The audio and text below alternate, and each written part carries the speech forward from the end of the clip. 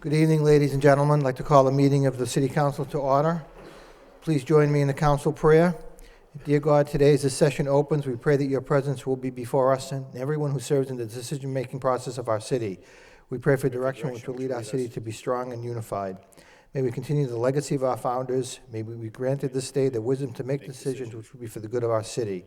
We also pray for your special blessing on all those who are working to transform our city and make it a better place to live and work. Amen. Please join me now in honoring America. I pledge allegiance to the flag of the United States of America and to the republic for which it stands, one nation, under God, indivisible, with liberty and justice for all. Again, good evening and Happy New Year, everyone. Would the clerk please call the roll? Mayor Milanazzo. Here. Councilor Murphy. Here.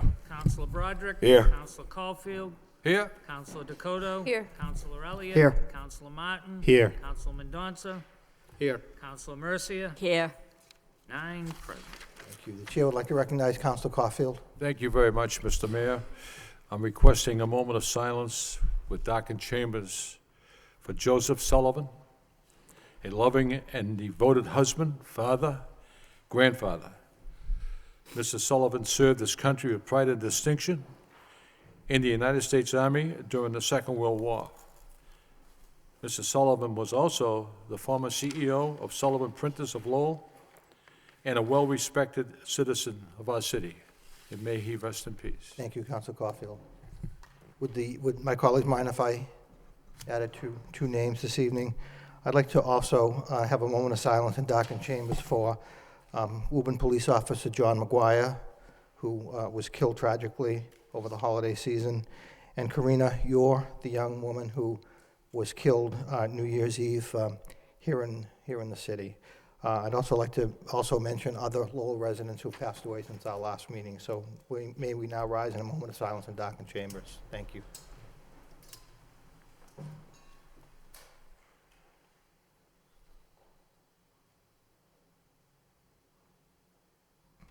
Thank you. May they rest in peace.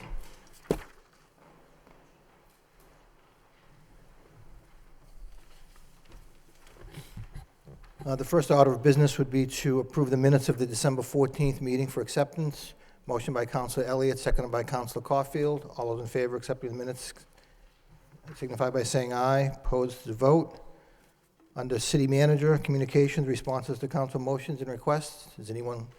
Councilor Rita Mercia? Thank you, Mr. Mayor.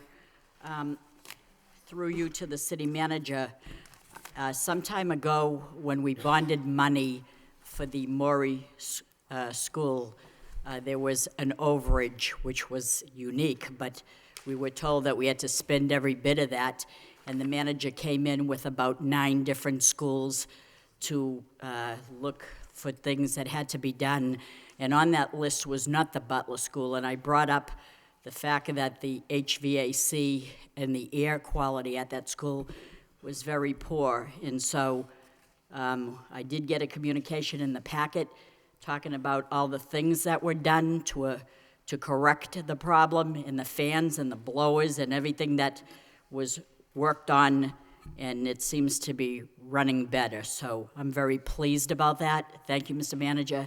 Secondly, there is a communication as well about the library and the problems addressing that, and everyone got together and tried to work out some sort of a upgrade to the plans that are in place. I can't quite see. I haven't got my glasses on, but looks like that the end of February sometime we'll be meeting again to discuss the issue to see if things have changed for the better. So I appreciate that those 2 issues being addressed. Thank you. Thank you, Councilor Mercia. Anyone else on motions, responses? Councilor Mendonça? Yes. On the desk this evening, there was some information about the assessments of the properties. And if the chair will permit me, I have some information of my own if I could distribute to all the councilors. Okay, yes, thank you. Okay, let me just...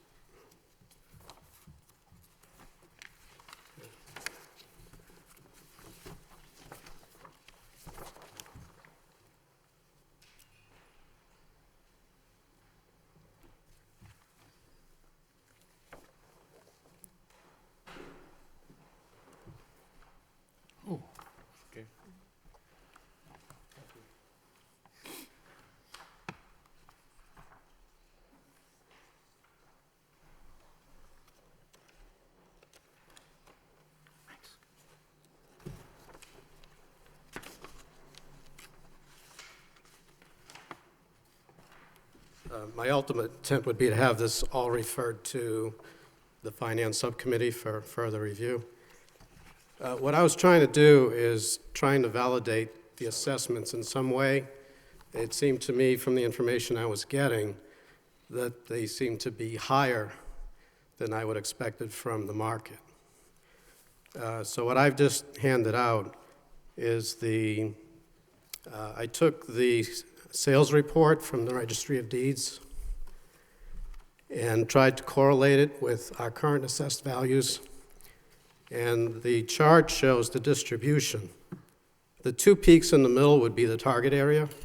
That's where we would expect all the assessments to be as a percentage of the market value. That would be near 100%. And so this distributes the number of properties out over 5% increments. And the thing that concerns me is that as you move away from the peak, that on the left side, those would be assessed values that would be lower than market, and there's not a lot there, which normally I wouldn't be too concerned about. What I am concerned about is on the other side, where it seems like the assessed values are greater than the market values of properties that actually sold in 2009. At the very far end, there are spikes for properties that are over 150% of their sale prices as assessed values. And that's a pretty significant number. They're also broken down by what types. These are all residential. And the big spike that's higher than all the others is in the single-family homes. Now, some of those can be explained. They might be short sales. I did try to pull out the ones that seemed like they were either divorce settlements or estate settlements, where it was a transfer from where one of the people was already an owner and was going to remain an owner, so that probably didn't show in a transaction. So there may be some of that, but I did try to clean up some of them. To show it more clearly on the next two charts, I had been told that the target was 94% of market value. And near the center, you'll see that there's the on target. Those are the number of properties where the assessed values are pretty much on target, where you would expect it to be. To the left are the ones that are assessed under value. And then to the right, there's a large number that are just above. And of course, the far right is the peak that I showed on the previous one. These are the same properties on these. And then the next one is the same properties again, only with the assumption that the target was at 100% with 5% on either side, so that that third block is actually where things should be. There is a large number that's below target and an even larger number above target, and then the ones that are out of range. So it seems like overall the assessments are higher than the market. And so that could affect tax rate probably more than anything else. Ultimately, we're going to collect the same amount, but if the values were lower. But there are formulas like Chapter 70 where the property values in the city affect, that's the wealth of the community, affect the formulas. And if we're overvalued in the assessments, we might get a little less in Chapter 70 as a result. In any case, my conclusion was that it seems like more likely that properties are overvalued than undervalued. And since I went through most of these one by one as I correlated the data, it also seemed that it was more likely to be in our low-income neighborhoods that they would be overvalued. And so we'd have low-income residences where, in essence, they'd be assessed more than their share fare and paying a higher burden of the taxes than some of the other communities. So those are the charts I handed out. And also in going through them, I mean, there's some changes in assessment that didn't make sense. I had a whole list of here, but just to go over just a few of them. I mean, some of them, there was a property sale for $202,000. It was assessed at $181, and for 2011, it went down to $166. So we have a real sale at a higher value, but the assessment went down by a considerable amount. And I have more than a dozen of them. Some of them are that went in the opposite direction. Some went higher, some went lower. And on the Realtor.com, because I've been monitoring some real estate properties, they have a block there where they show you what the average listing price is and what the average sale price is. And generally, the average sale price currently is much lower than the average asking or listing price. And they have it by neighborhood in Lowell. So I don't know how they obtain the data, but just as an example, in Belvedere, the average listing price is $310,000, whereas the average sale price is $222,000. In Centerville, $192,000, with the average sale at $145,000. Pawtucketville, $198,000, with an average sale of $181,000. South Lowell, they have listings averaging $365,000 and average sales of $152,000. So there's a great disparity, but generally they're much lower. So generally people are going on the market expecting the value to be higher. Might be related to the assessed values, but the actual sales are showing that they're coming in much lower, so that the market itself is much lower. And so I think we need to look at the process of how the assessments are being done, because I think they're coming out inflated as a result of the process. And maybe they should be lower in the current market that we're in. And so I hope we have some time to get questions in or questions answered at a subcommittee meeting. So as a result, I'd like to forward all this information to the Finance Subcommittee so that we can have some of these Motion questions by answered. Councilman Donza, second by Councilor Dakota, that the information that was handed out tonight by Councilman Donza, as well as the information left by the assessors, be forwarded to the Finance Subcommittee. Yes. All those in favor signify by saying aye. Opposed, the vote. Councilor Caulfield, Councilor Caulfield. Thank you very much, Mr. Mayor. Mayor, I just had a question while we're on the valuation, if I could. I'm sorry, are you talking about this, Councilor Caulfield? Are you talking about this topic? No. Oh, I'm sorry. No. I'm sorry. I thought you were talking about this topic. Councilor Elliott, while we're on this topic. Was yours? Go ahead. I just had a quick question. Were our values certified by DOR? Our property valuations are all certified? Yes, they were. Okay. Okay, thank you. Councilor Martin. Well, I was going to bring out a similar point, that these values have been certified by the Department of Revenue. I certainly don't object to the motion to refer these to the Finance Subcommittee, because I know this persists to be an issue, particularly in a time when taxes increase. People don't quite get that, you know, if the values go up, the rate goes down, and if the values go down, the rate goes up. That's the way it works, because we just raise a certain level of money. But the Vision Technologies process is one that's complicated, and I know they have a specific methodology. I know it's approved by the Department of Revenue. There, at least according to their data, almost every class of property decreased in value, I think, except for maybe 3-family houses. But it is complicated. It's worthy of further discussion. I'm certainly don't object to that. I just think it's important to note that DOR did certify these values. Okay, thank you. Councilor Caulfield?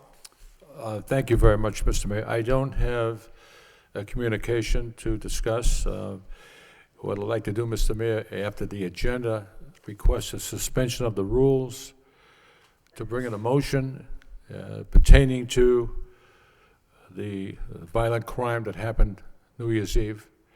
And I feel that the selected body must bring something forward and have a meeting with the police chief, either with the Public Safety Subcommittee. I'd like to see a meeting of the whole with the council, and let the people know that we're certainly concerned about this particular crime, and our hearts and prayers go out to those people affected by this crime. So I will bring this up at the end of the agenda, and I think it's something that we must address. Thank you. Thank you. Council Martin had his hand up. Yeah, on a different topic. Yes, yeah. Under the manager's communications, there's a memo in there about the stretch energy code that we adopted. I think at the time, some of us were concerned that that was going to add to building costs, and I was pleased to see through the LDFC that there are some loan programs being made available through the LDFC to help people that are trying to meet the stretch energy code. So I think that's I think people should know about those programs, and to the extent they're trying to upgrade and make their homes energy efficient and they need assistance, there potentially is some of that assistance available. Yes, thank you. Councilor Elliott, did you? No, I was just going to make a motion regarding Councilor Caulfield's issue relative to the incident that took place, and I have the manager give a report, but it's up to Council Caulfield. I was just going to say it is important, though, unless Do it at the end suspend the of the rules. agenda? Yeah, we'll do it at the end of the agenda. Yes. Yeah, okay, Right. thank you. That's fine. Any further discussion on communications? Hearing none, motion by Councilor Murphy, second by Councilor Mercia, that we accept the communications placed on file. All those in favor signify by saying aye. Opposed is the vote. Under city manager, we have one out-of-state travel. Move approved by Councilor Elliott, seconded by Councilor Broderick. Any discussion? Roll call. Mayor Milonazo. Yes. Councilor Murphy. Yes. Councilor Broderick. Yes. Councilor Caulfield. Yes. Councilor Dakota. Yes. Councilor Elliott. Yes. Councilor Martin. Yes. Councilor Mendoza. Yes. Councilor Mercia. Yes. 9 yeas. Thank you. The next item is the reappointment of Rosalind Willie Bonglo to the Lowell Housing Authority. We have a communication from the city manager pursuant to the authority vested in me as city manager under Mass General Law, Chapter 121B, Section 5. I am reappointing Rosalind J. Willie Bonglo, 21 Avenue C, Apartment 134, as a member to the Lowell Housing Authority as a tenant representative thereto. The appointment shall be for 5 years, expiring December 28th, 2015, or at such time thereafter a successor is appointed and qualified. Confirmation by the City Council is required for this reappointment. It's hereby requested. Very truly yours, Bernard F. Lynch, City Manager. Move approval. Move approval by Councilor Mercia, seconded by Councilor Elliott. Any discussion? Roll call. Mayor Milonazo. Yes. Councilor Murphy. Yes. Councilor Broderick. Yes. Councilor Caulfield. Councilor Dakota. Yes. Councilor Elliott. Yes. Councilor Martin. Yes. Councilor Mendoza. Yes. Councilor Mercia. Yes. 9 yeas. Next item, a reappointment of Alan Miller to the Board of Parks pursuant to the authority specified in the Mass General Law, Chapter 45, Section 2, and the Code of the City of Lowell, Article 6, Section 9-20. It is with pleasure that I am reappointing Alan Miller of 120 Methuen Street, Lowell, as a member of the Lowell Board of Parks. This appointment shall be for 5 years, expiring July 12th, 2015, or such time thereafter a successor is appointed and qualified. Confirmation by the City Council is required for this reappointment and is hereby requested. Very truly yours, Bernard F. Lynch, City Manager. What's the wish of the council? Move approval Move as approval well. by Councilor Mercia, seconded by Councilor Elliott. Any discussion? Roll call. Mayor Milonazo. Yes. Councilor Murphy. Yes. Councilor Broderick. Yes. Councilor Caulfield. Yes. Councilor Dakota. Yes. Councilor Elliott. Yes. Councilor Martin. Yes. Councilor Mendoza. Yes. Councilor Mercia. Yes. 9 yeas. Thank you. Next item, appointment Lowell Commission on Disability pursuant to the authority vested in me as city manager under Chapter 75, the Acts of 1983, Mass General Law, Chapter 40, Section 8J, and the Code of the City of Lowell, Chapter 9, Article 9, Section 9 through 28. I am appointing Frankie Dakota as the elected official to the Commission on Disability to a 3-year term, which term shall expire on January 4th, 2014, or such time thereafter until a successor is appointed and qualified. Under the above referenced ordinance, confirmation by the City Council is required and is hereby requested. I'd be happy to answer any questions you have regarding this appointment. Very truly yours, Bernard F. Lynch, City Manager. Motion to approve by Councilor Elliott, seconded by Councilor Caulfield. Any discussion? The chair would like to thank Councilor Dakota for agreeing to serve on the Commission on Disabilities, and would like to thank Councilor Caulfield for his time on the commission. Thank you, Councilor Caulfield. Thank you. Roll call. Mayor Milonazo. Yes. Councilor Murphy. Yes. Councilor Broderick. Yes. Councilor Caulfield. Yes. Councilor Dakota. Councilor Elliott. Yes. Counselor Martin, Yes. Counselor Mendonça, Yes. Counselor Mercia, Yes. 8 yeas, 1 abstain. Thank you. Next item, in City Council order pursuant to Chapter 266 of the Code of Ordinances, City of Lowell, Massachusetts, concerning Section 266-6 thereof entitled Temporary Experimental Regulations. Temporary traffic regulations are hereby implemented for a period of 60 days. Whereas the City of Lowell desires to make temporary rules regulating traffic under actual conditions for a period of 60 days, and whereas Chapter 266 of the Code of Ordinances, City of Lowell, Section 266-6 thereof entitled Temporary Experimental Regulations authorizes the City Council to make such temporary rules for a period not to exceed 60 days. Now therefore be it ordered, adjudged, and decreed by the City Council of the City of Lowell as follows. Effective immediately for a period of 60 days thereafter, the following temporary traffic regulations shall be implemented. Section 266-101, 15-minute parking meter zones is hereby amended by adding the following. Kirk Street on the east side, beginning at .106 feet north of the northerly curb line of Merrimack Street, running northerly a distance of 20 feet along Kirk Street. Section 266-44, one-way streets designated, hereby amended by adding the following. Brookings Street from French Street northerly to Armory Street from Brookings Street easterly to Bridge Street, Bellevue Street from Sheldon Street northerly to Westford Street. Section 266-56, parking prohibited on certain streets at all times, is hereby amended by adding the following. Armory Street south side from Brookings Street to Bridge Street, Armory Street north side beginning at the westerly curb line of Brookings Street running easterly along Armory Street for a distance of 100 feet. Section 266-53, 1-hour parking areas is hereby amended by adding the following. Armory Street on the north side, beginning at a point 100 feet east of the westerly curb line of Brookings Street and running easterly along Armory Street to a point 20 feet west of the westerly curb line of Bridge Street. There's no objection. Second reading by title. In City Council order pursuant to Chapter 266 of the Ordinances of the City of Lowell, Massachusetts, concerning Section 266-6 thereof entitled Temporary Experimental Regulations, temporary traffic regulations are hereby implemented for a period of 60 days. What's the wish for the body? Move approval. Move approved by Council Caulfield, seconded by Council Broderick. Any discussion? Roll call. Mayor Milonazo. Yes. Counselor Murphy. Yes. Counselor Broderick. Yes. Counselor Caulfield. Counselor Dakota. Yes. Counselor Elliott. Yes. Counselor Martin. Yes. Counselor Mendonça. Yes. Counselor Mercia. Yes. 9 yeas. Thank you. Do we have any subcommittee reports this evening? Council Broderick. Thank you, Mr. Mayor. I don't have a report, but we've scheduled a meeting for the Personnel Subcommittee, January 18th, 5:30, to continue with the manager's goals and priorities. January And, 18th, okay. January 18th, 5:30, Tuesday night. Okay, thank Thank you. you. Anything else on the subcommittee reports? We do have a report from the wire inspector, National Grid, to place a pole on Moody Street. Accept the report and adopt the accompanying order by Councilor Mercia, second by Councilor Mendonça. Does this get referred to?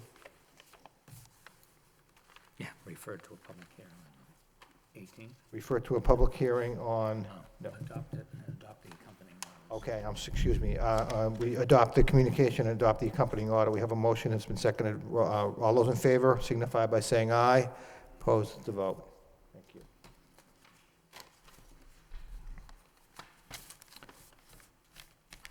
It actually is public hearing time. I believe that clock is 5 minutes slow. I have 7 o'clock. Yeah, 1 minute to 7. I have 1 minute to 7. Okay, then we'll go on to the petitions. We have a petition from Attorney Tricia LaFlamme, Albert, representing Mark and Alicia Saab, 396 Andover Street, requests license agreement to conduct work in the sidewalk. Refer to the Law Department for proper vote by Councilor Broderick, seconded by Councilor Martin. All those in favor signify by saying aye. Opposed to vote.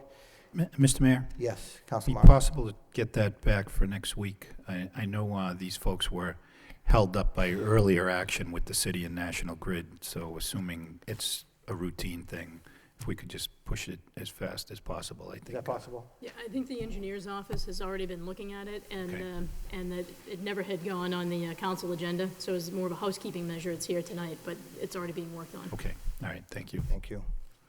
The last item under petitions, National Grid to place 2 poles on Barnum Avenue. Refer to a public hearing for January 18th by Councilor Mendonça, second by Councilor Elliott.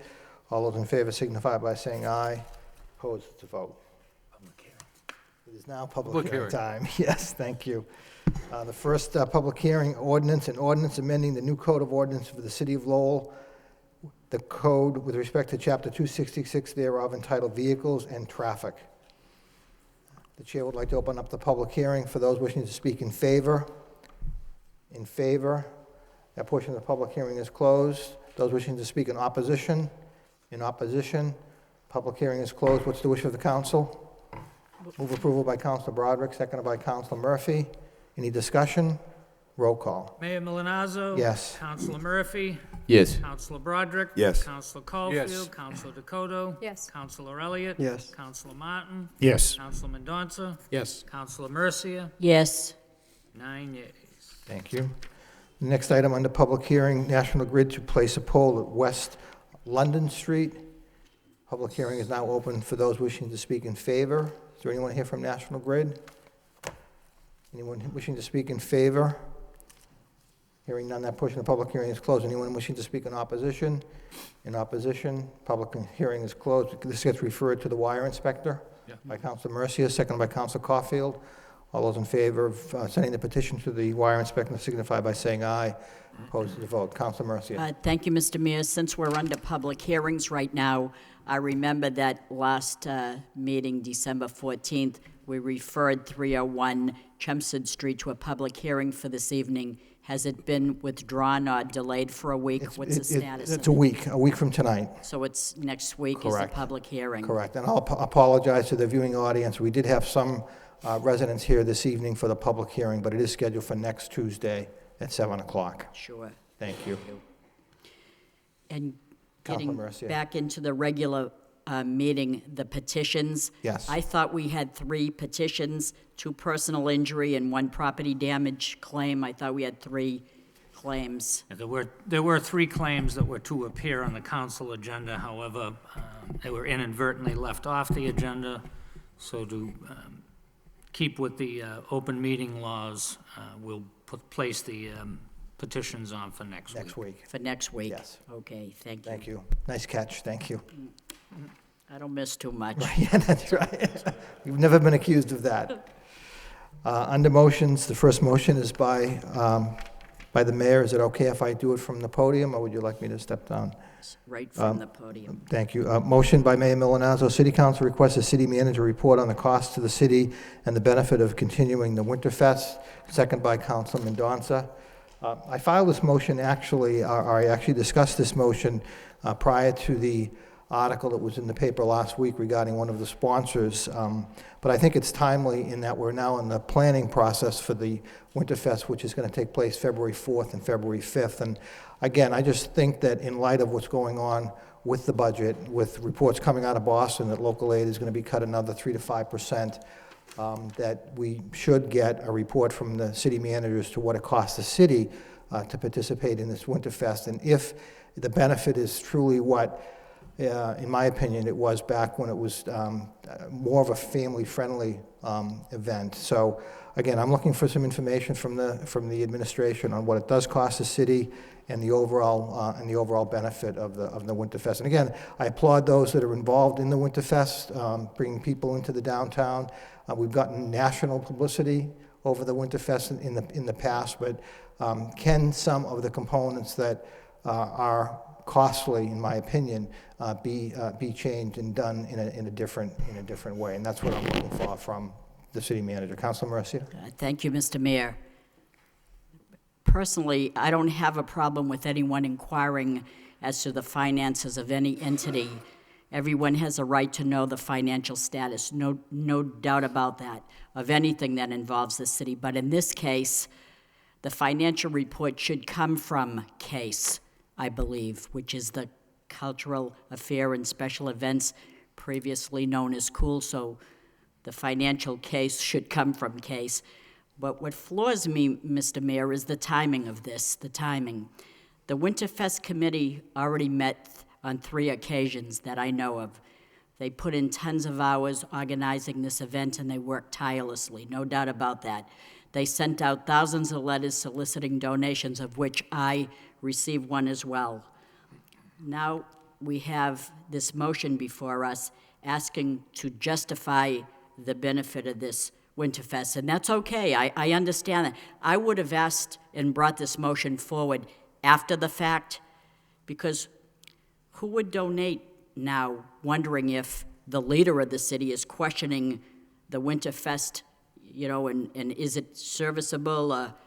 So I'm personally feeling that this motion should have came in after the event took place, then reevaluate the situation. Timing, of course, is everything, in my opinion. Does the Winterfest contribute to the overall grand plan whereby the spin-off is realized by the businesses in the city? That's the question we could ask. Are people who are otherwise homebound and experiencing cabin fever able to take part in a midwinter event that gets them out of the house and into the city for some wholesome entertainment? There's another thing we can look for. Does this Winterfest add to the excitement that Lowell is alive, unique, and inspiring? And yes, there is a lot to like about Lowell. It's not all about the bad that can happen to a city, as we've all experienced. So what are the benefits that weigh with this? It's costing us money, there's no doubt about it. We have to put DPW people, city employees out there for this event. I understand that. What is the benefit? Is people like Frankie Dakota's business getting anything from this? Because this is a good thing if it is, and it trickles the people in, and then they offshoot to other businesses. That's what it's all about. But I'm asking through you to the city manager. Mr. Manager, do you have an opinion on the Winterfest? Should we do away with it or keep it? Yes or no? Do you have an idea? Is this something that you want to Well, Counselor, you probably should know by now, there are no times that you ask me a question that there's a yes or a no. I'm much more long-winded than that.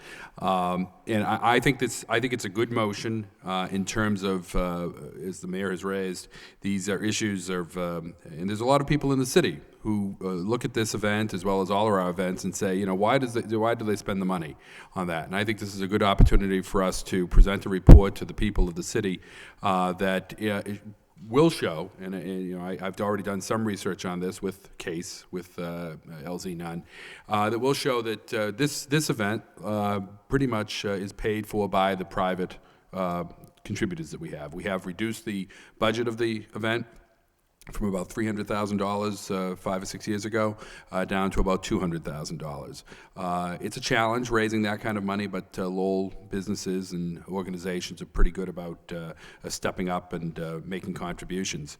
So, but there is some city resources that have to go into this, and I think that we have to look at the costs and the benefits of all of that. What are the costs that the city puts forward, and what are the benefits we receive? And I think that we'll be able to show that there are benefits that come from this. And so I welcome the motion and the opportunity to give that report. Having said all of that, we have made changes over the past few years. As I said, we reduced the budget. We tried to make it a more family-friendly event. We've also tried to make it one that tries to tie in better with the downtown. We've tried to do that with all of our events, the City of Lights, the Folk Festival, this event, so that it does help the downtown businesses, and it's not just events that occur around City Hall. We've also tried to tie it in more with our cultural organizations and cultural opportunities that we have here in the city. So we've made a number of changes like that, but the event at this point is about 11 years. This will be, I think, the 11th year, and it's. I've met on occasions with people that have been involved with this from the beginning, and talked to them about some different ways of doing things that we might find a little bit more helpful to the city and a little less of a burden on our organizations, which will then allow us to work with those organizations on some other opportunities. So each year we look at fine-tuning all of our events, and we're looking at this as well. This year we're pretty much committed to moving forward with the plans as we've done in the past. As I said, we've taken the steps to put people more into the downtown, to tie in with the cultural organizations, to make it more family-friendly. We've moved the sponsors tent away from the City Hall so that it's seen less as some type of special place for special people. That it's really a reward for the people that make contributions to the effort. We've done all of those things, but next year I think we'll probably look at doing things even a little bit more more different. This year, we're pretty much locked into what we're doing. So there's your yes and no. So as I want to reiterate, I'm not opposed to the motion. I just think it's not timed properly. It should have been after the fact. I understand. Because I don't want donors to say, gee, they're skeptical. Do they want it or don't they want it? Well, then I'm not donating anything. I don't want that to happen. People work very hard to get to where we are right now, and I want people to donate and to be strong that, yes, we're going to have a good time for the... And I think people will donate. I met with, as you know, I don't get involved in the fundraising for this. That's very dangerous to have city officials doing that. However, I get a prize from on a regular basis of how much money has been raised, and we're behind last year a little bit, but we're confident that that the fundraising people will come up with the necessary money, or we'll have to tinker with the final plans too. So the message is, we're going full tilt with the Winterfest. We'll reevaluate it after to see where we could probably save some money, but still offer a good time. To address the city goals more effectively. Okay, well, that makes sense, but I still But again, stand by- I think you could, this is a motion, I think, very frankly, to the mayor, is that it could have been done 2 or 3 months ago. It could have been done 2 or 3 months after the event, but it's fine doing it right now, too, because this will show to the people who are seeing this event that it's paid for by the donations that we receive. But we're always looking to improve what we do. And so I think the motion is timed fine. It could be timed we can respond anytime to any motion. And did CVB ever get the $25,000 that we voted in the budget for? Well, there's not actually a line item of $25,000, but there's a line item for marketing, and the CVB is receiving $25,000 this year. This year, but they haven't received it. They're receiving it in the last 6 months. The contract was just executed between ourselves and the CVB. So we had a line item in marketing for $25,000. We did, and 6 months goes by and they don't get it until the last 6 months. It wasn't specific to the CVB, and we wanted to see what was happening with our aid and our marketing program. It was put towards marketing in general, not specific to the CVB. But I've worked with Representative Golden on the structuring of that contract, and they are providing services to us that are equal $25,000 worth of value for this year. As I said at the time, we're the only community in the state that ever has given money to a CVB. There's a question as to, particularly now that we don't have the hotel downtown, what we actually receive in benefits from that, as opposed to communities around us that do have hotels that get that room tax that we don't get. So I think we're going to have to evaluate moving forward whether that makes sense for us to do that. But this year we are giving them the $25,000. We surely generated a lot of money in goods by the fighter being in the city, and that was brought here by the CVB as well. So I think the spin-off was worth it. Yeah, Thank you. I think it was brought here more by Mickey Ward, but it was filmed here, and that was a good thing. Right. Thank you. Council Caulfield, then Council Elliott. Thank you, Mr. Mayor. I read the article in the paper and the comments in the paper, and I believe Deb Belanger and Representative Tom Golan were at that podium during the budget session with an accounting of how much money they have brought into the city and what the good that the CVB does for the region. I did a little investigating on this particular issue, and I've attended every Winterfest the city's ever had.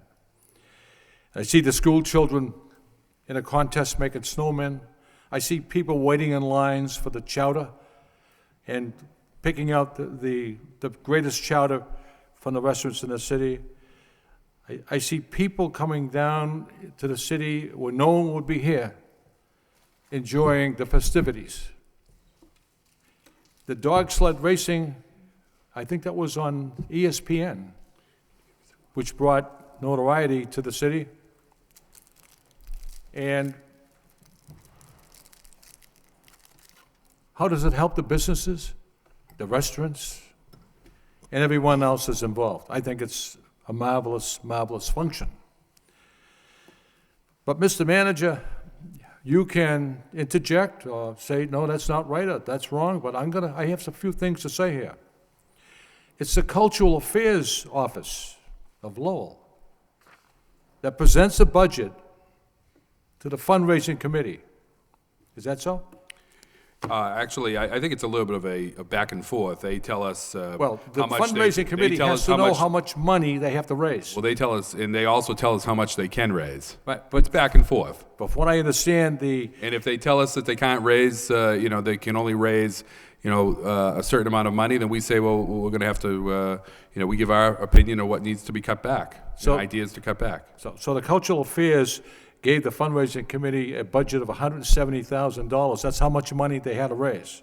Well, actually, it's 194, I believe. What's that, not 194? Right. And I think, again, that's back and forth as to how much they think they can raise and how And- much that we need to do certain events. The CVB is the financial agent for Winterfest. That's correct. And whatever the CVB raises in money, the state honors that with a matching grant. They give them a grant, yes. So that's why that happens. That's correct. Right. We do that. We've looked at other fiscal agents, but Right. we've given it to the CVB so that they could get a match from that. Right. And they only have that money for a short period of time, but at least it's recorded as that money being brought into the CVB. It's not in some bank for a long period of time. Now, I just want to let the viewing audience at home know, the taxpayers, that the Winterfest function is supported financially by private donations. Just like the lights, the city lights a parade, the folk festival, etc. The taxpayers is not paying for this function. Isn't it true, Mr. Manager, that the overtime for firemen, policemen, and city employees, that is paid out of this fund? Most of that, a good portion, if not all of it's paid Well- for. Well, Council, would you like 95%? Would you like the? I don't know the exact number, but most of it. I think I said that to Councilor Mercia. Most of it is paid by the donations. I said that the donations Right. were coming in to pay for that. There is city time that goes into the regular organization. There's city time that goes into some of the setup. That means when they're doing that setup, then they're not doing other activities in the city. But by and large, as I said to Councilor Mercia, the donations pay for the city time, the overtime and many of the expenses. Is very low cost to the city as a whole. Correct. And just for the record, I mean, we do contribute. So there is city resources that go into this event, and there are city resources that go into the folk festival as well. Right, I understand that. But getting back to the folk festival, Mr. Manager, the Parks Department and employees who work in the Parks Department, they were charged with overtime issues. They have to be there. I understand. They have to be there. And I think these are wonderful events. Don't get me wrong. Right, and once again, the city employees, DPW, Parks Department, who prepare that track for the dog, Right. they do a remarkable do. job. And they're not cheating the people of the city. They're there because they're told to be there, but they're being paid I don't by think- this fund. I don't think anybody's saying that they're being Okay. cheated. Now, what happens here is the Cultural Affairs Office then presents invoices to the CVB. Tent rentals, chair rentals, the fireworks, entertainment, bands, and so forth. They present those invoices to the CVB, and the CVB pays those invoices. Correct. There's a committee that, and it's led in large part by the case office, or the cool office, used to be just a special events office, that sets up how we're going to, sort of sets up as a committee what we're going to do for events. And they submit those, and they're paid off by the CVB. Correct. So we have three components here. The fundraising committee, Right? we have the CVB that Correct. holds the money, and we have the Cultural Affairs Office that spends the money. And the committee, which spend the money, right? No, the Cultural Affairs Office are the ones who go out and hire the fireworks, tents, and so forth. No one else does that except the the I cultural believe affairs that's office. correct, right. But right? there's a committee that works on planning that's with them. There are people that are involved in planning this, right. You know, I feel bad for the fundraising committee. There's probably 15, 18 people on that committee. They don't get paid for this. They don't ask to do this. Well, they are asked to do it. They're asked to get involved. And this, to read a comment in the paper, there's no accountability. It sends a shroud over those people on that committee. It sends a shroud over the CVB that there's no accountability here. The accountability, Mr. Manager, should come from the Cultural Affairs Office. That's where the accountability should come from. How much, what did they rent, what did they spend, and so forth. And we have all that information. Well, I think that's all the mayor's asking I'm just for. clearing the air here. Well, I think that's all the mayor is asking for, is that information. No, the which I mayor's think asking for, legitimate, is the Winterfest really worthwhile to continue? That's which I think is a Correct. legitimate question. That's correct. And I think, and that's correct, that's what I'm asking for. because of the cost? Because of the cost and because of the benefit. Why don't I step down, if the vice chair can come up?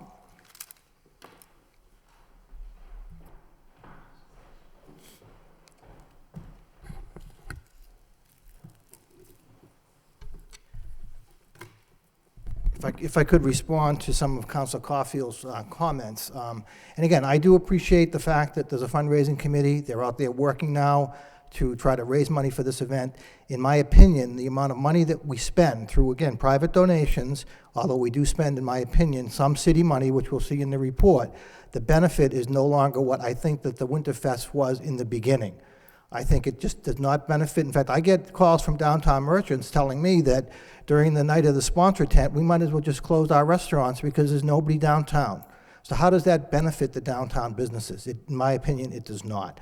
So all I'm asking for is we should get a report from the administration, we should get a report from Cool as to how best to maybe retrofit, make some changes to this event. It started out as a very family-friendly event, and I just think it's turned into something that, in my opinion, is not worth the cost. If we're spending $194,000 to have dog sled races on Friday, to have dog sled races from noon to 6 o'clock on Saturday, and then have a sponsor tent from Saturday night until midnight, that, in my opinion, people that are involved in the overall planning may in fact be benefiting from some of what goes on at the Folk Festival. And I just think that needs to be looked at. And all I'm saying is that if we're putting our dollars into this, we should get an accounting from, be it Cool, be it CVB. If CVB wants to give us some information as to what and how this whole process works, is fine.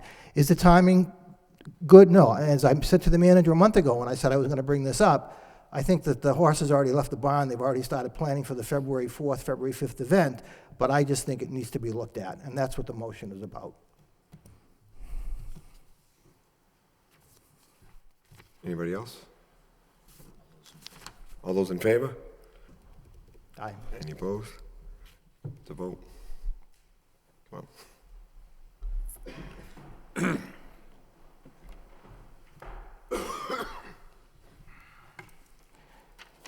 Okay, the last motion of the evening by Council Caulfield. City Council requests the city manager to explain to the City Council and the taxpayers the increase in real estate taxes and who will be affected. Second by Councilor Elliott. Council Caulfield. Thank you very much, Mr. Mayor. I think the council, or a member of the council, would bring this up every year at this time. Mr. Manager, you indicated the average household about $120. I'm sorry. Yes, and again, this is a motion that's on the floor, and I'd be happy to develop a report. I think it ties in well with Councilman Dance's discussion earlier and referring information to the Finance Subcommittee.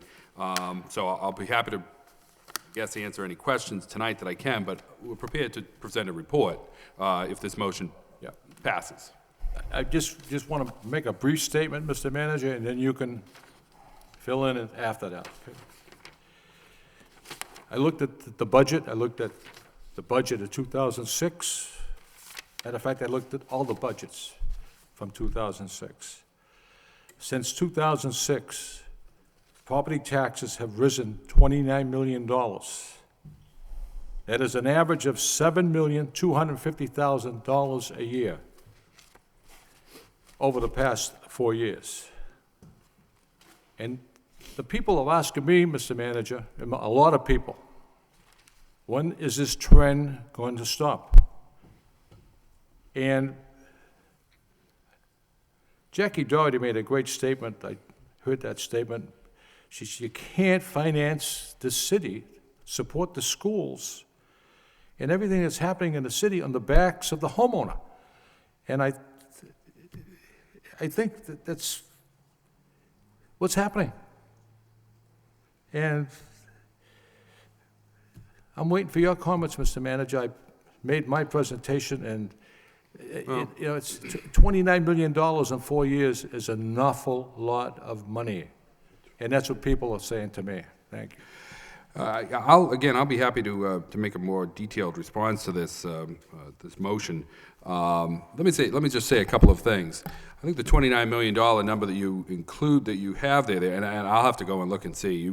You've calculated this. I haven't calculated since 2006. The property tax rate in 2006 was $75 million. It's now $104 million. Yeah. Are you talking fiscal year 2004 or 2006 or calendar year 2006? Which one are you talking? Are you talking the budget for the year that ended June 30th, 2006? Or are you talking the one that ended June 30th, 2007?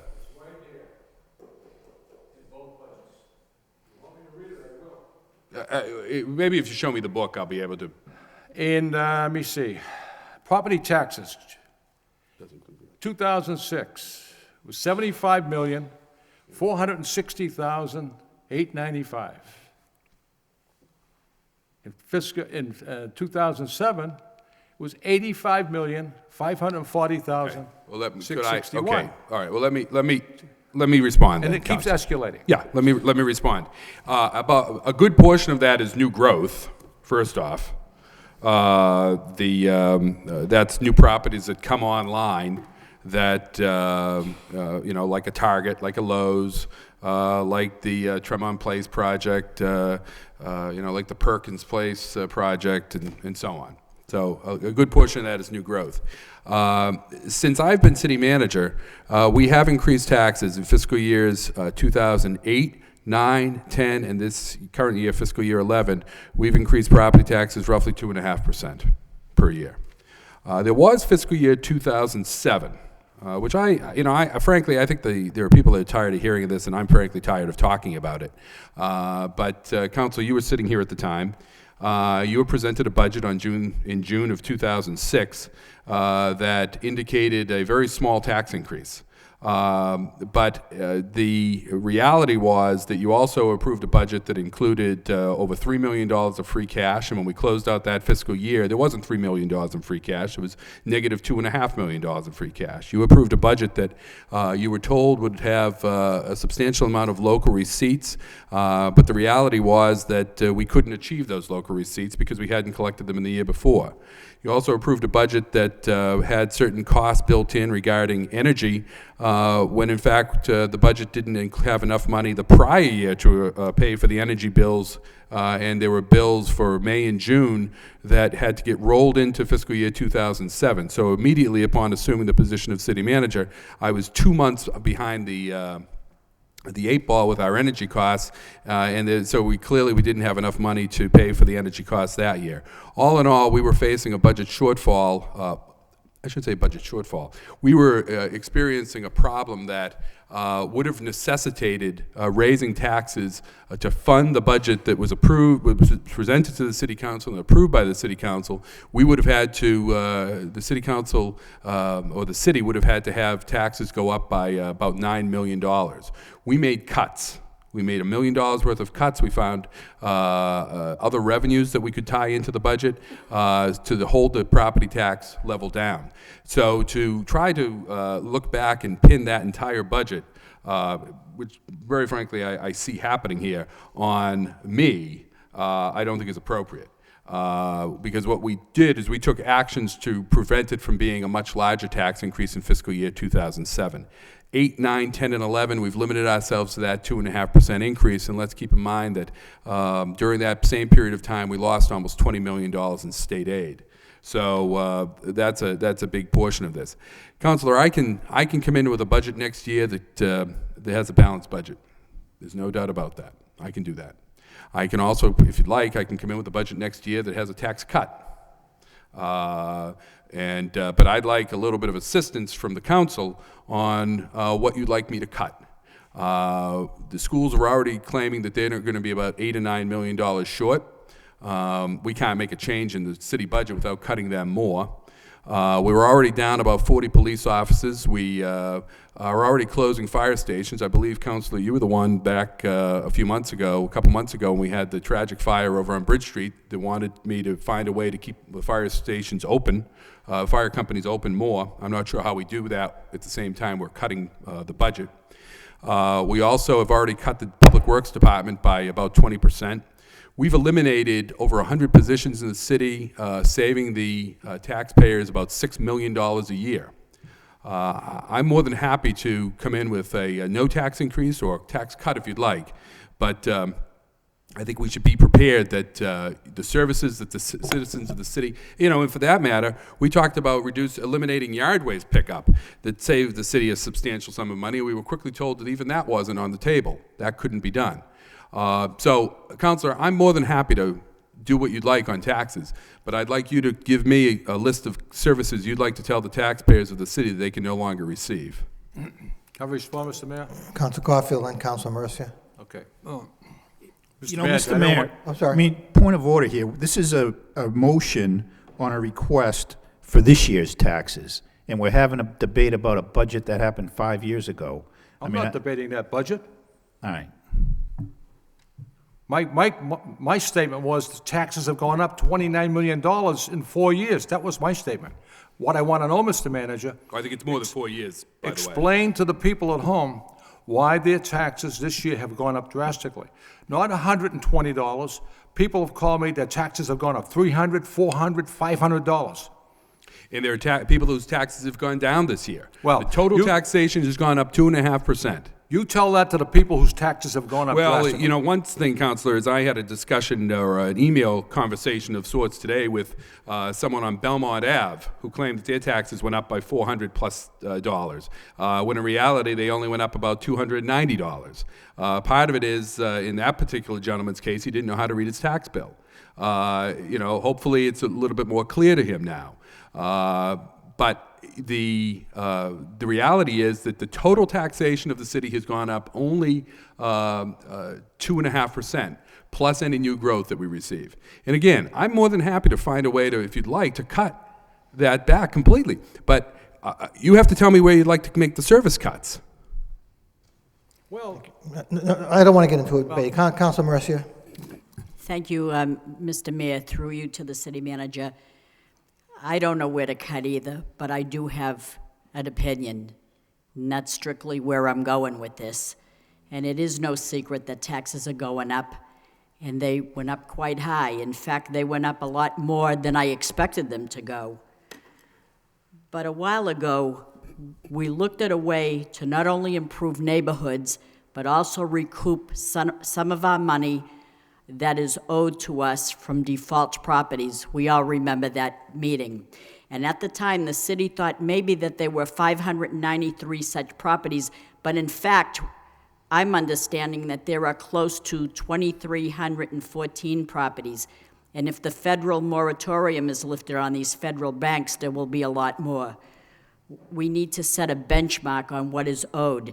If it's $70 million through these default properties, then that's the benchmark, and we need to vigorously go after that which is ours and lessen the tax burden on the good people that pay their taxes in a timely manner. We do not need to punish the taxpayers by doing nothing or doing less. The $70 million that is missing or owed to the coffers is being spread out to those of us who pay the shortage. And this is both wrong and unfair, and that's my opinion. So, Mr. Manager, you recently hired someone who you claim, and I understand, has experience in that area, but in my opinion, that person has the statistical experience, but not the actual hands-on actual data experience that can turn this new receivership proposal program around. The answer to this dilemma is quite simple. Quite simple, Mr. Manager. I know you're smiling, so I know you're not upset yet. But I say hire a person that has the experience contingent upon delivery of the service, i.e. the money. A percentage of the collection of what that money is brought in, that position will pay for itself and lessen the burden that we are all paying for, because we need some sort of a relief, and we need it relatively soon. And I'm also referring to the letter. I could have brought it up under communications, but I waited for this because it's about taxes. I'm asking you to hire a person, but contingent upon them delivering on their goods. If someone is saying, I can do it, let them do it. Let them do it. We're not paying them a dime. You bring in the money, you get a certain percentage of that. In the meantime, the benchmark is 70 million. I'm sick of paying my share for the people that are not, and I don't mean people. I should take that back. There are legitimate people that, through no fault of their own, lost their homes because they lost their job. The business downsized. These are good people. They came upon tough times. I'm not talking about that. I'm talking about banks like in Ohio that have the mortgage here, that are not paying the taxes, and we have to pay the shortfall.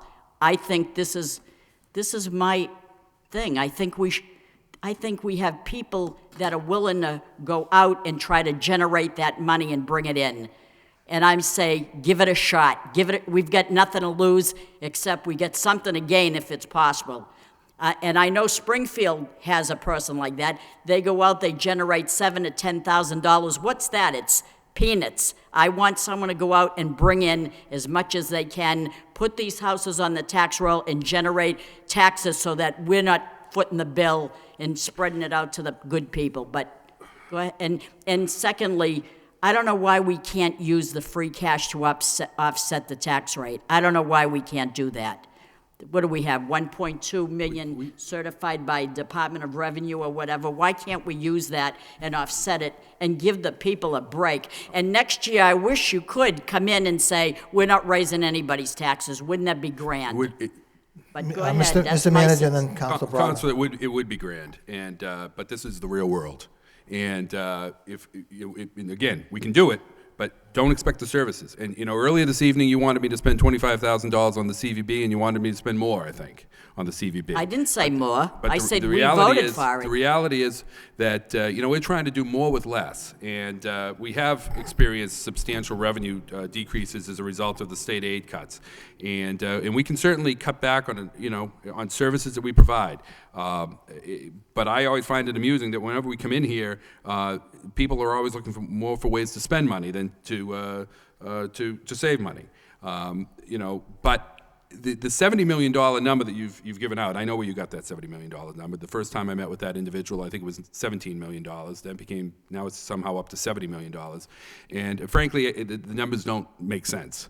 And I've had that discussion and with that individual who clearly would like to get his foot in the door here in the city. And we're certainly interested in talking to him if the numbers do make sense, but so far they don't. And we think we can do it in-house, and we could do it and get all the proceeds, any of the fines or they're due to us, and that's what we're talking about here. We're talking about fines. We're not really talking about taxes. We get our taxes. We have a 98% collection rate. So we're getting our taxes. The total amount of tax receivables, tax title properties is down. So we're getting our taxes. It's claims of fines that just aren't real. I don't know of anyone that's going to bring in $70 million in fines. That's just mind-boggling. And as far as the free cash goes, it hasn't been certified yet, so it can't be used. That's very frankly, that was the problem the City Council found itself in back in at the end of 2006. I'm sorry if we're going back 5 years on this, but when we had negative $2.5 million because the City Council spent the free cash for fiscal year 2000 because it was stuck in a jam. I shouldn't say the City Council. The city had to go off and have the free cash recertified in fiscal year 2006. in order to balance the budget, which resulted in essentially borrowing from the free cash that would have been there on June 30th, 2006. And that's what got the city in a hole, and that's what we're trying to avoid, having that hole. When you know that's that comment made, when you're in a hole, you stop digging. Well, I'm asking through you to the auditor, do we have the free cash certified? Because in December, you told us that someone was sick or someone was not in place, and it would be probably in a couple of weeks. So it's been like a month ago. I thought by now it was certified. No, it probably will be certified by the end of the week. They're working on it again now that they have everybody's tax rates set. So that's what they were doing for us, the state, so. All right, so let's say that by the beginning of the week, after that, it's certified. Why can't we use that? Because the tax rate has already been approved by the state and the tax bills have gone out. And again, I don't think it makes And we good- can't apply I it don't- to the next quarter? No. Nope. But certainly what I would propose and what I intend to come in and present to the council is transferring that money into our stabilization fund. Which we have like $4 million? We have $500,000 We have 500,000. in the stabilization fund. We have $4.2 million in the Chapter 70 reserve account that was set up by the Oversight Board that was brought in here in the 1990s when the city was put under that jurisdiction, in large part because of actions that were taken at the time that really weren't the best long-term interests of the city. Council Broderick, then Council Murphy. Thank you, Mr. Mayor.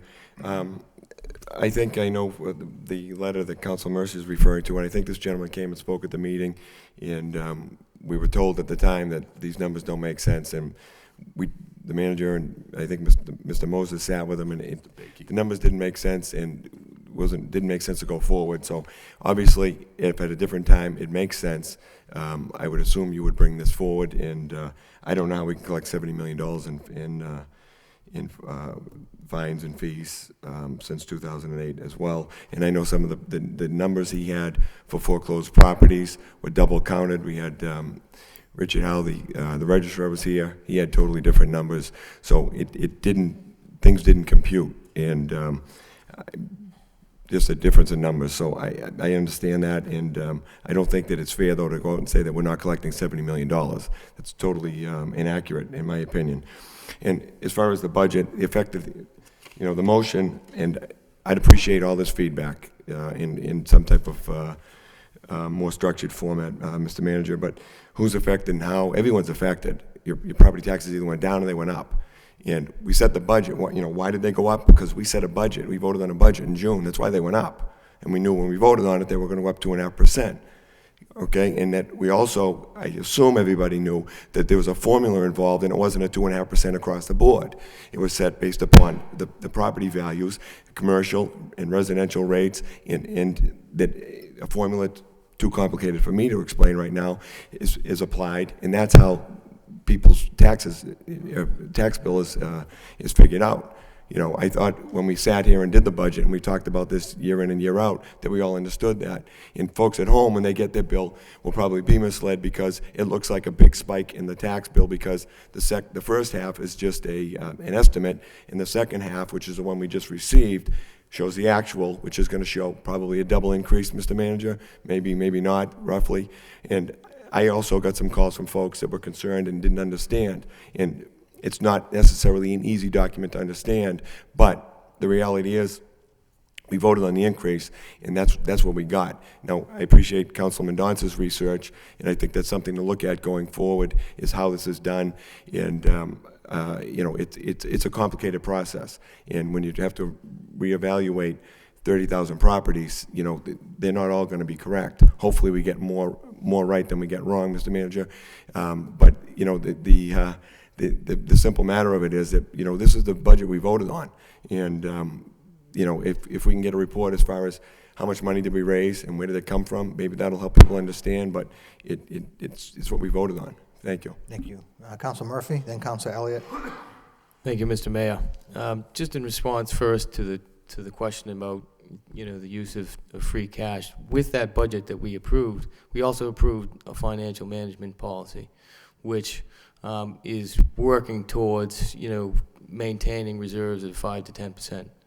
And certainly, we're not there yet, and until we do, you know, it affects all kinds of different things, like the bond rating, that we get a report, and determines how much basically we have to pay. And so in the long term, you're hurting yourself financially, I think. But to get back to the motion, which I think on the face of it is a good one, because we didn't have that much discussion back in December. But there was put up on one of the websites some information about how the tax rate is calculated, how it affects people individually. And I think maybe when you come back with that report, that you could put together some kind of presentation for people to better understand how it is that the tax burden is ultimately distributed. But I think if, you know, we are, I guess, going to have that personnel subcommittee meeting January 18th, and I think that if that is one of our goals as a council, to, you know, at least maybe not, you know, reduce the tax fully, but you know, begin to work away so that you're not just doing 2.5 plus new growth, but maybe you're working your way back to what would be the equivalent of 2.5, and ultimately you're using new growth to subsidize, to account for all of the new expenditures. That if we can work towards that, that might be a goal. But then we have to take all the votes that align with that goal throughout the year. And so that means not only on the expenditure side of things, but also looking at how we do bring in other sources of revenue. You know, one of the things that was brought up over the last year was the Amoresco contract, and how much money that will save over the lifetime of that contract. So these are important votes that you have to fully understand to be in really a position to reduce the tax rate. You know, we had a vote on putting the data analyst was mentioned tonight, and he in fact has done a very good job over this last year, and has resulted in over $500,000 worth of both savings and identified revenues potentially to account for in the next few years. So you have to, if you set a goal of reducing the tax rate, you also have to take those votes to work towards that goal. Otherwise, it really is a contradictory stance. And so I think that we can have a larger discussion really at that personnel subcommittee about what it is the goal for this coming fiscal year, and how we intend to meet that. But we have to be specific about how we intend to work towards that. Thank you. Thank you. Councilor Elliott? Thank you. I think our job is to listen to people and to be their voice here. And I think we all have received calls or hear it. People are upset. I mean, or they're frustrated, or they're concerned. And this discussion, you know, it is helpful, and we're going to have more of these discussions. You know, the manager has a job to do, and his job is to present the budget. We either vote it up or we vote it down, but we can't complain after the fact. And I'm not going to complain. I hear the concerns from people, and they are upset, and I can say, you know what? I didn't vote for the budget. So I will bring you a message, and I feel bad. But you either vote, this discussion takes place in July, and it seems every either December or January, we have the discussion that people get their tax bills and they're upset. If you voted for the budget, then that's where, then you're responsible for it, the tax increase. You know, the $120, I understand it's an average, but people, you know, people, I have to say, people that I speak to, you know, they're upset because it's year after year after year. and the manager is clear to say, look, I'm raising taxes, I'm raising 2.5%, this is what it's going to result in. It seems that we get, maybe it's the variables, maybe it's people, they do see spikes and they're upset, especially when their property values are going down and they're seeing a $300 or $400 or $500 increase. And some do go down. I mean, I think a very helpful discussion will be the information that we discuss regarding property valuations, because every year there are fluctuations. But in general, I think people are a little bit flabbergasted. There's no doubt about it. So you can't vote for the budget. And that's why I didn't. Did I want to vote against the budget? Do I want to cut services? No, but I just felt that the people were telling me that they can't afford it anymore. They're they're not getting their Social Security increases. They're not getting their cost of living increases, or they're afraid to be laid off, or so many other reasons. So I didn't vote for it. I didn't. It wasn't easy to sit here and vote. I don't know how many times. Councilor Caulfield and I, 94 times or something. It was, but that's the time to do it. Reclassification, yes, we always want to shift. I always vote for it because it shifts the greater burden off the residential homeowners. But do I want you to bring in a budget, Mr. Manager, that has no tax increases? I'll tell you now, yes. Do I want you to make cuts? Yes. You're going to ask me where those cuts are going to be? It's easy to say police, fire, schools. Those are the three. They have the biggest constituencies. That's not how we got to the point. And before I go any further, you've done a good job, Mr. Manager. You highlighted what the situation we were in, where we are now. I think we are much more financially stable than we have been in a long time, and that's a credit to you and your administration. We've cut jobs. We've cut the budget.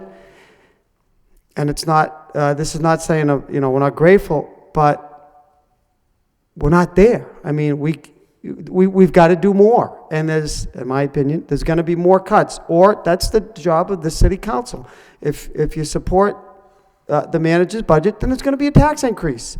But we can't complain about it after. And I'm happy to say I'm not one of those people that I don't think come in here week after week wanting to spend money. Because I think I know, and it's sort of what Council Murphy says, those decisions are going to come into play in the budget later. Everything costs money, nothing is free. It may serve a particular constituency or this person at that time, but you have to look at the big picture. So I understand and I empathize with people and their property taxes, and this year is just not a good year to be doing it. Again, that's why I didn't vote for the budget. However, I don't think it's just this. People getting taxed at the pump, at the gas pump. They're getting taxed with their cable bill. It seems every corner when they go out to get a bite to eat, if they can. So it's a culmination. Next year is not going to be any better. And whatever we have to do, Mr. Manager, if you want me to give you your salary, I'll come in with a budget, and that'll be balanced.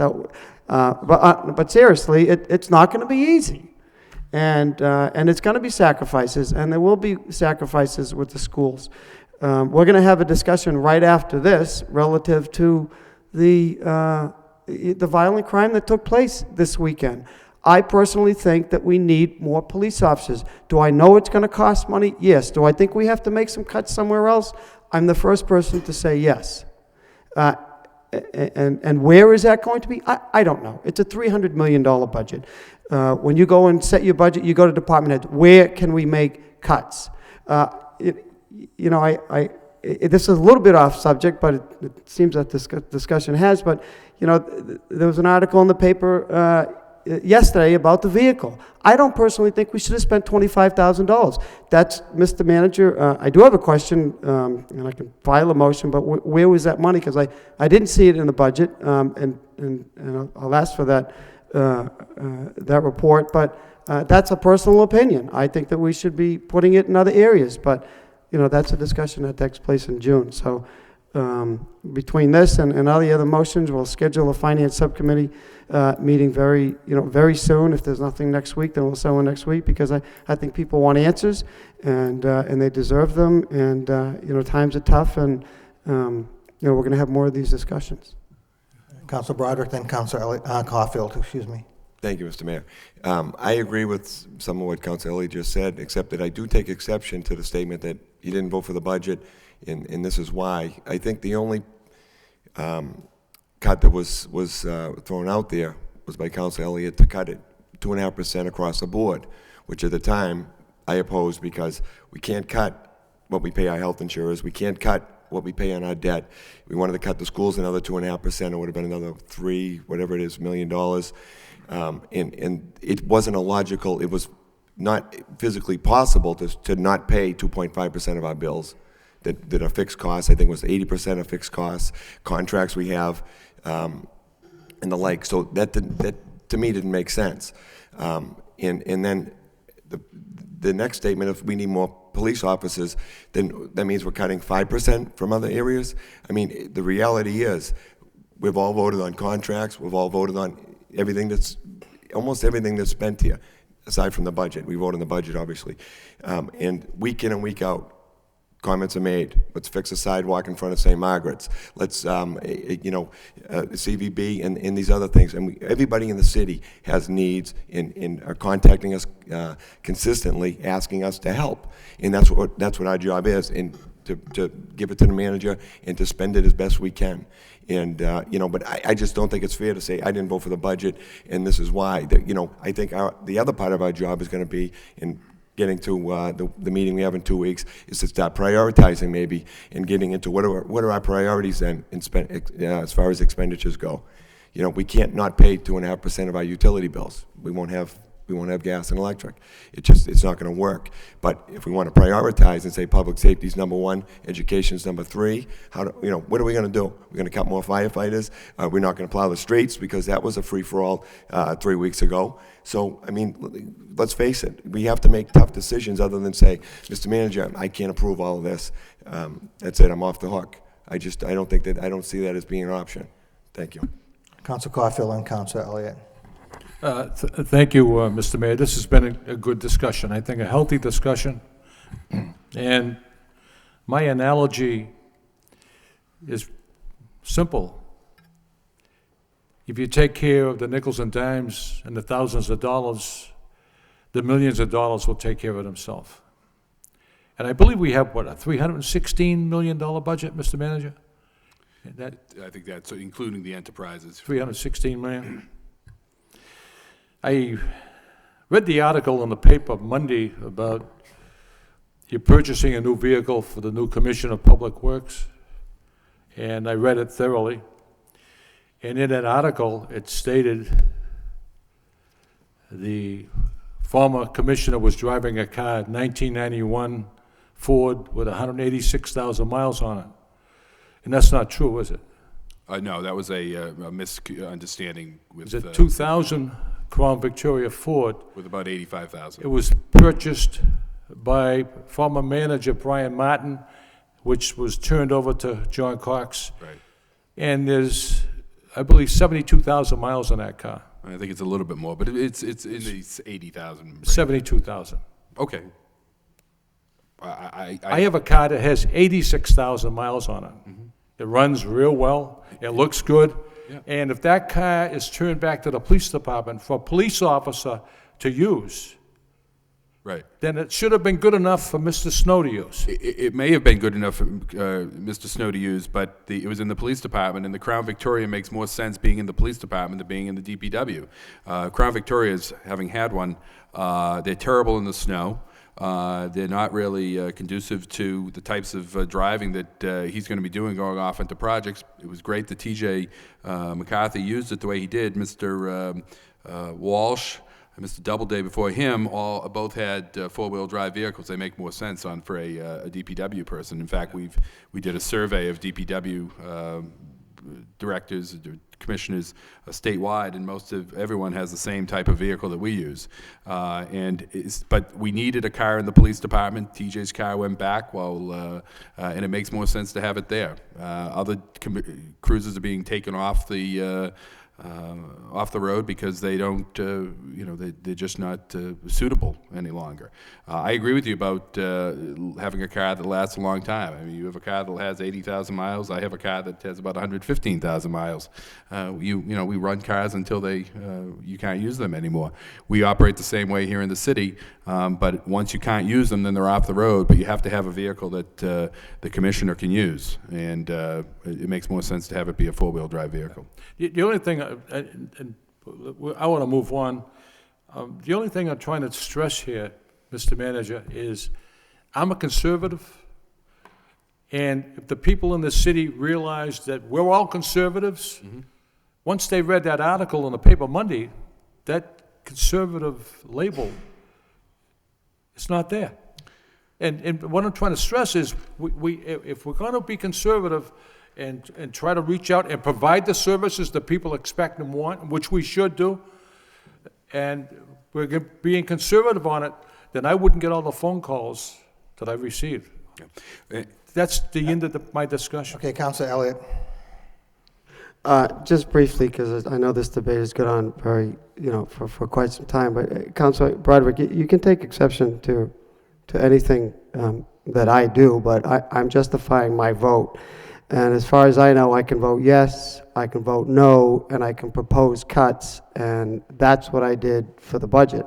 But at least I walk the walk, because when I campaign and I tell people that vote for me that I think we need to reduce taxes and I think that we need to cut spending, that's what I do.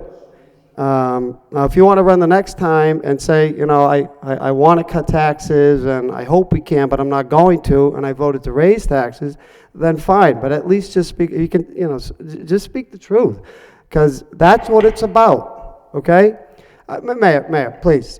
I take exception to what he said. So are we going to have two here, Mayor? I don't want you to please. I don't want you to kick off your re-election campaign here at the council chamber. Well, Councilor Elliott, I'm sorry. Hey, I didn't say that about your motion, so please, so I'll finish, thank you. I'm on subject, I'm talking about taxes, Mayor. So, if people can say what they want, but this is, that's what I voted for, and I'm gonna talk about it. And if people don't like to hear it, then that's the way it is. Thank you. Thank you. Councilor Martin. Yeah, I'm happy to talk about it too, but the reality is, I don't think any of us are happy with 2.5% increases every year. But given the environment we have with this period of declining state aid, I think to maintain the level of service we have with those modest increases is the best we could do, frankly. I think, to Councilor Murphy's point earlier, it would be certainly in a period of rising state aid and new growth that it may be possible to hold the line and have no tax increases or decreases. That's not the reality we've been in the last few years. And yeah, we can vote against budgets and people can say what they want, but 2 years ago we had, out of the $300 million, a proposal to cut roughly 80,000. Last year we didn't have any. There wasn't a specific point in any line item to reduce it. I mean, there might have been one, I think, for $15,000 or $20,000, but that was it. That was it. So, yeah, people can walk the walk, but there are no specifics. It's easy to vote no, and frankly, it's easy to vote yes. It's only when you're talking about some specific item. Oh, we can't do away with that. We can't do away with this. Oh, we're going to need that. We're going to have that discussion another 5 minutes about the police department. Going to need, potentially more overtime or something to help the situation that's going on in the Lower Highlands. So, I don't think this has been a healthy discussion at all. I think there's been a lot of hot air wasted by a lot of people. And, when it'll come time in June, if we want to reduce taxes, let's reduce some spending. And that's the discussion we should have, and that's when we should have it. I agree with that. Thank you. Anyone else on the motion? All those in favor of the motion signify by saying aye. Opposed to vote. Look forward to your report, Mr. Manager. Chair recognizes Councilor Caulfield. Thank you very much, Mr. Mayor. I discussed this issue with you prior to the meeting and the manager. And We need the a motion crime to- that we need- happened. We need a motion to suspend the I'm rules. sorry, I'm Motion sorry. by Counsel Caulfield, second by Counsel Broderick, that we suspend the rules to discuss the issue of the violent activity that took place in the Lower Highlands New Year's Eve night. I'm going to ask for a roll call on the suspension.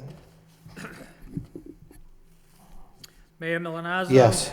Councilor Murphy? Yes. Councilor Broderick? Yes. Councilor Caulfield? Yes. Councilor Dakota? Yes. Councilor Elliott? Yes. Councilor Martin? Yes. Councilor Mendonça? Yes. Councilor Mercia? Yes. 9 yeas. Thank you, Counsel Caulfield. Thank you, Mr. Mayor. The horrific crime that happened New Year's Eve has certainly saddened all of us and the entire city. And I talked to the manager and the mayor prior to the meeting. I want to bring this motion forward that we either have a meeting of the whole with the council, have Police Chief LaValle here, or you can have a meeting with the Personnel Subcommittee and still have a meeting of the whole. Personnel or public safety, excuse me? Excuse me? Did you Public say- safety, I'm Oh, sorry. Public safety, I'm Okay, sorry. Thank you.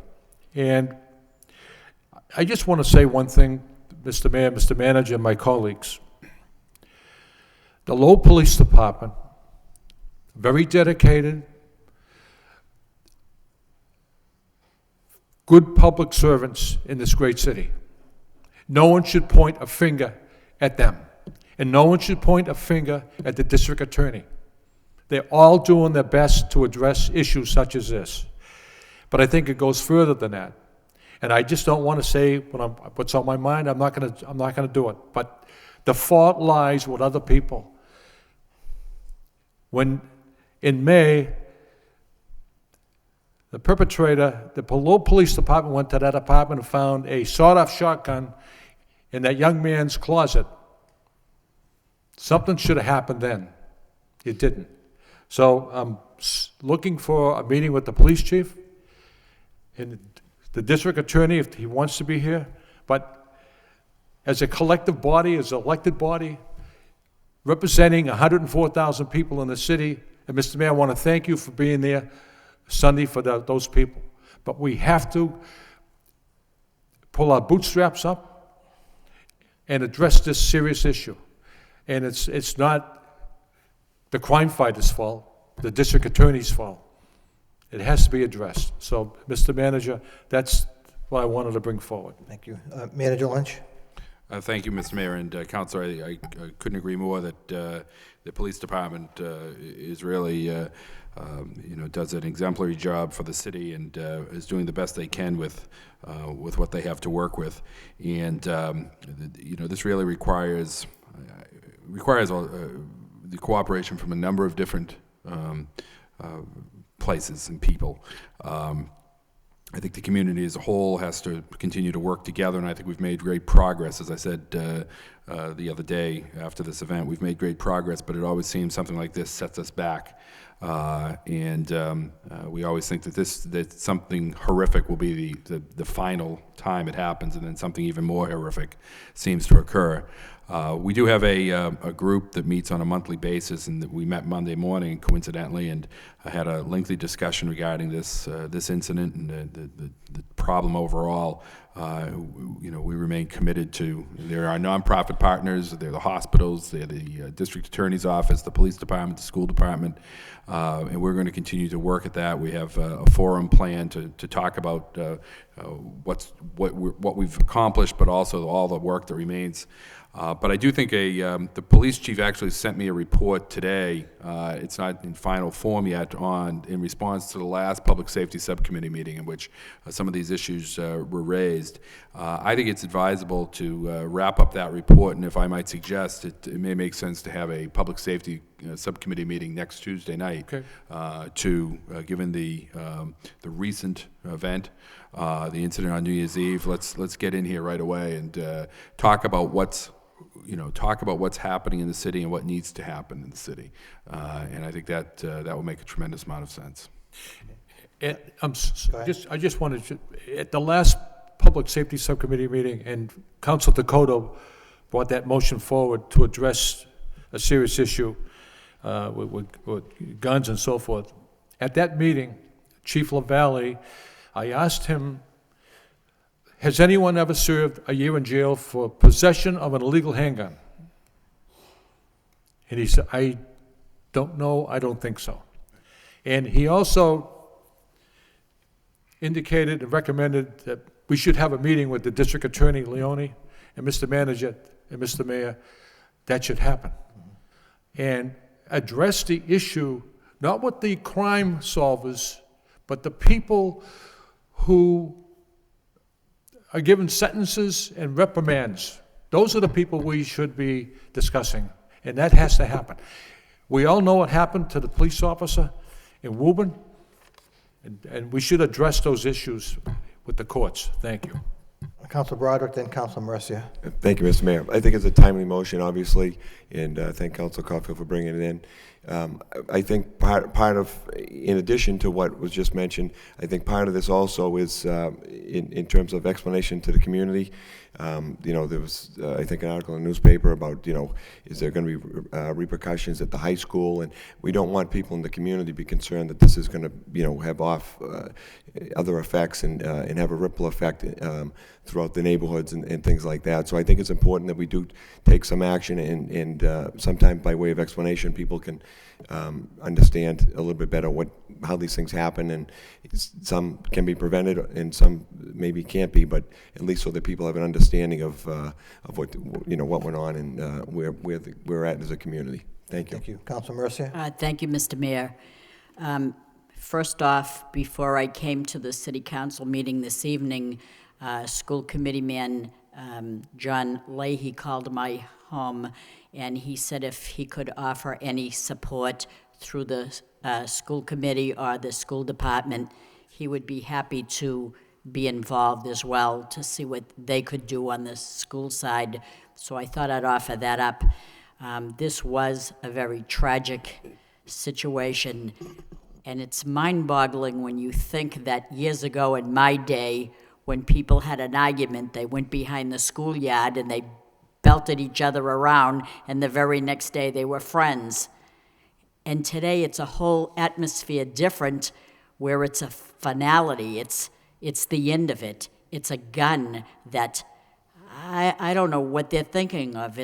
And when you read in the paper statements like the one that I read from a former gang member, former person that went to jail, former person, a person that is now involved with an organization and has turned his life around, and he makes a statement that it's just as easy to get a gun as it is to go in to get some candy. That's a frightening statement to make. And I know that the police do the best job that they possibly can to have apprehended those two alleged perpetrators so quickly says a lot for our police department. Having said that, it is true that we probably need to be more diligent, because I think of years ago when we had blight in the city through gangs that made their mark on different areas by the graffiti, and we thought if we let that go, that'll overpower whole neighborhoods, and we didn't want to do that, so we diligently erased it. As soon as they marked it, we erased it. And that's the theory that we ought to have with this gang violence or gun violence or whatever, that we can't be vigilant today because of what happened New Year's Day. We have to completely always keep on it. Just like the graffiti, we have to keep on it. I know it takes police power. I know it takes, diligent oversight, but something has to be done. Can we go to the schools, as I have when I read my books to the kids, and say, don't get involved with gangs, don't do drugs, you know what I mean? But we need to send a message that gun possession will put you in jail, and we need to be diligent with it.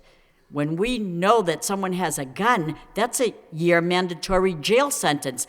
Truth in the law should be evident, should be applicable here.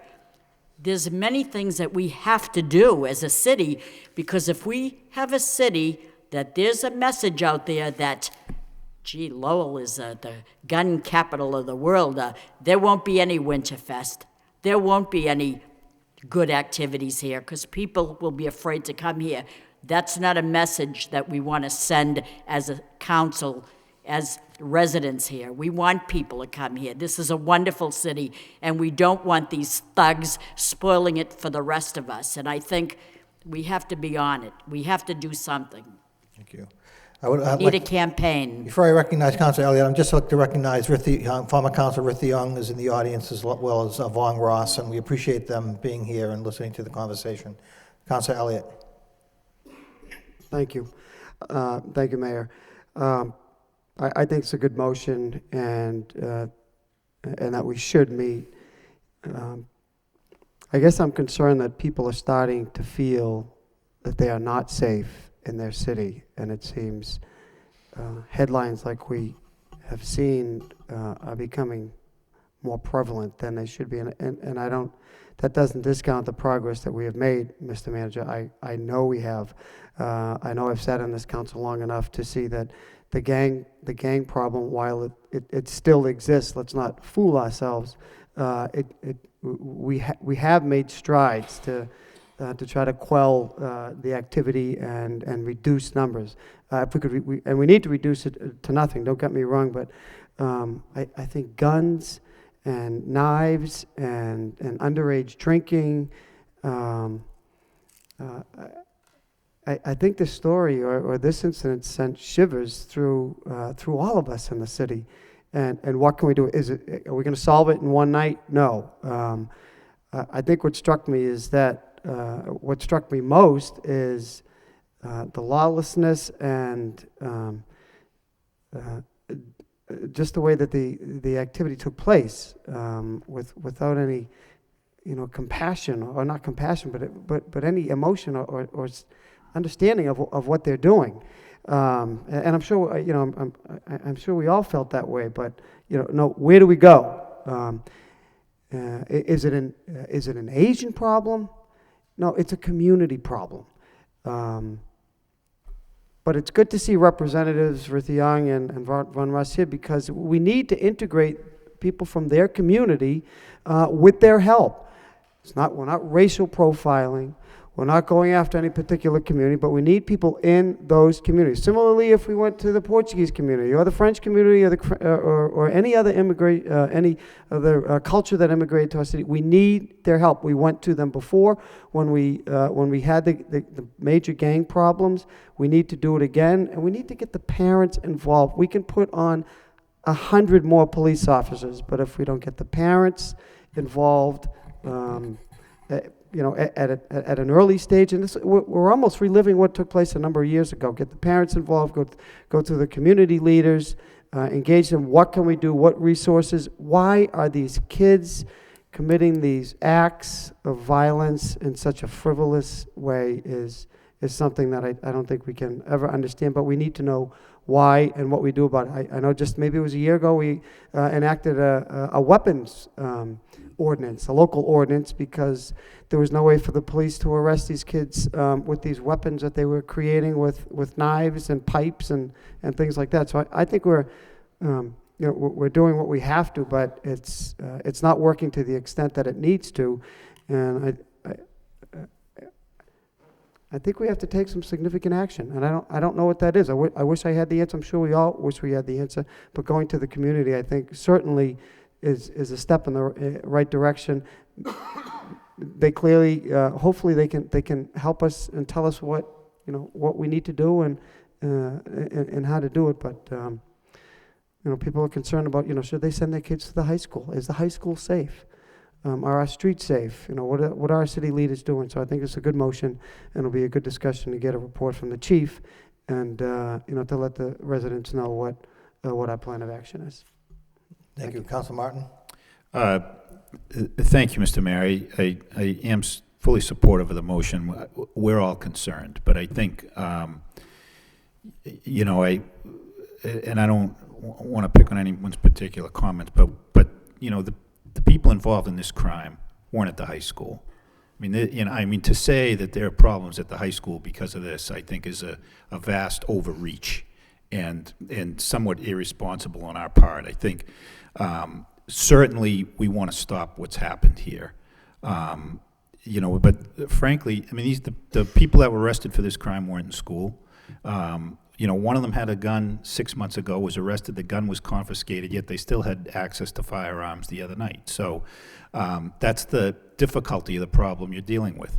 I know, and so I think Councilor Broderick's comments that we really need to understand this incident so people have, you know, fully appreciate what happened here and what the extent of the problem. Yes, it's a serious problem, but we don't need to make it worse than it actually is. I mean, someone going in and shooting up a party full of kids, you know, where potentially, you know, 8 or 10 or 12 people could have been killed is serious enough, as serious an incident that's happened since I've been on this council, and deserves our full attention. I know it's got our attention, and we're going to do what we can, but you know, if we could flip a switch and solve this problem overnight, we would have done it a long time ago. So all of the suggestions that have been made here tonight, I think, are worth pursuing. I know Chief LaValle is very concerned about it. I know he's got ideas of his own. I know he's worked with other law enforcement agencies better than any chief we've ever had. And maybe we need to do that again and with some targeted enforcement in places that are problems. So I welcome the discussion. I think it's, I'm happy it came up, not happy it came up, but it needed to come up tonight. And I think we do need to get the facts about this incident to the public, as well as what we intend to do about it. Because people are concerned in this city. They may not be concerned, even if they're not concerned for their safety, they're concerned for the safety of others. And we just can't have these things happening in the city. So appreciate the comments that have been made tonight and the folks bringing it up, because we really need to do more than we're doing. We just can't sit idly by and let these incidents occur. Councilor Elliott, and we'll... I just had a question. Mr. Manager, are there still anti-gang unit or task force meetings? Yes, that was the meeting I was referring to that we had on Monday. We have an anti-gang task force, and actually, as we've gone through it, and we were just successful in, I think it's $350,000 in Shannon grant money. I just got the letter today that we received from the state. That, but in working over the last 4 years, roughly, with the gang advisory group, which includes our nonprofit partners, as well as the youth programming, as well as the hospitals and the school department, the law enforcement community, the district attorney's office. What we've found really is that the problem is complex. And what we need to do is keep people from joining gangs and getting people out of gangs, but also deal with all of the youth violence in general that's out there in the community, because you know, violence breeds violence. And so what we've done is we've really focused the group more on sort of youth development issues. That includes the gang part of it, but also includes other aspects of it. How do we create more employment opportunities for many of these young people? How do we provide other outlets for them? How do we have better communications between the various organizations? And those are the things that we've been working at, and I think we've had some progress, but all it takes is these isolated incidents, and you know, it sets the community back in terms of its sense of safety. I mean, I think, to Councilor Martin's points, I think the city is a safe, and I think everyone here, the city is a safe place.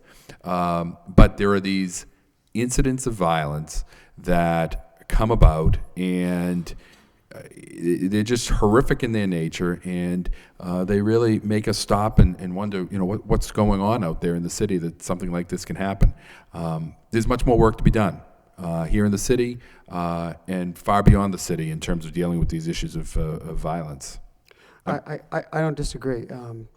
At that, are there representation from the Asian community on that task force, and we do have can we increase it? I mean, I guess my point is we have almost 30,000 Asian residents in the city, and that's a significant number, and I'm hopeful they're there, and that they attend, because we need their input, as we do with other communities. Again, I'm not just focusing on this one population, but and I think we had the chief here a couple of weeks ago, 3 weeks ago, at a public safety meeting, and he did speak about the propensity of gun violence, and it's escalating to the point where he's concerned. It's a state issue because of state laws, but it seems that there are more instances of gunshots and gunfires going off, and I'm sure many of them not even reported.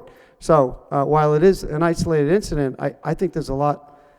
I think, and we've been told by the police, that there are a lot more incidences of gun problems going off that we need to tackle. I don't know how we do that. There is no easy switch. And don't get me wrong, Councilor Martin, I wasn't saying there was a problem, but I also spoke to School Committee Leahy, and he's fielding questions from parents asking him that question, and he asked me to bring it up, and I thought it was a good thing to do. I'm not saying that there is, but these are the feelings of what people are thinking. So, if I may, we do have representation from the Southeast Asian community. We also have representatives at various times.